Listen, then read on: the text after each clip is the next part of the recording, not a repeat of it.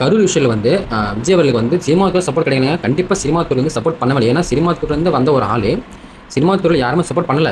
எதுக்கு பண்ணல, ஏன் பண்ணல, ஒன்றுமே புரியல.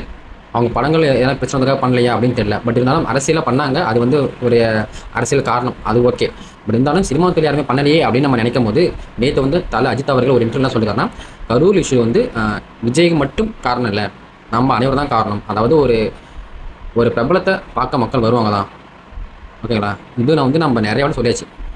அவர் ஒரு actor, first of all our ஒரு ஆக்டர். அதுக்கப்புறம் தான் அவர் ஒரு அரசியல்வாதி. அந்த கூட்டத்தில் இப்போ தாவேக்கா கூட்டம் வைக்கிறாங்கன்னா விஜய் அங்கே வராருன்னா அவரை பார்க்க வந்து தாவேக்கா சார்பிலையும் அவங்களுடைய தொண்டர்கள் போவாங்க, ஓகேவா. மக்கள் வருவாங்க, ஏன்னா அவரை பார்க்கணுன்றதுக்காக. அங்கே அதிமுக காரங்க இருப்பாங்க, திமுக காரங்க இருப்பாங்க, எல்லா கட்சிக்காரங்களும் அங்கே இருப்பாங்க, ஏன்னா அவரை பார்க்கணுன்றதுக்காக தான்.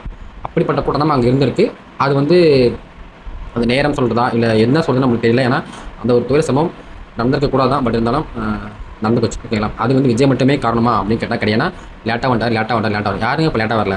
நீங்கள் வந்து அவர் வரும்போது ஃபுல்லாக பாருங்கள், அந்த ஒரு வர ரோடு ஃபுல்லாகவே ஒரே டிராஃபிக். இந்த பக்கம் 10 வண்டி போகுது, இந்த பக்கம் 10 வண்டி போகுது.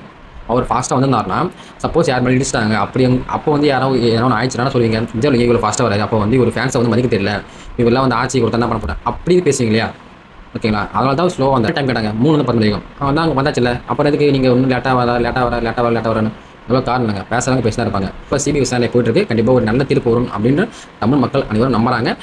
தல அஜித் அவர்கள் சொன்னதை கரெக்டாக தப்பான கமெண்ட்ஸில் கமெண்ட் பண்ணுங்கள். மற்றபடி நீங்கள் டிவிக்காக திட்டத்துனா திட்டு போங்க. டிவிக்கு சப்போர்ட் பண்ணுறவங்க தான் கமெண்ட் டிவிக்கே அப்படின்னு கமெண்ட் பண்ணிட்டு போங்க.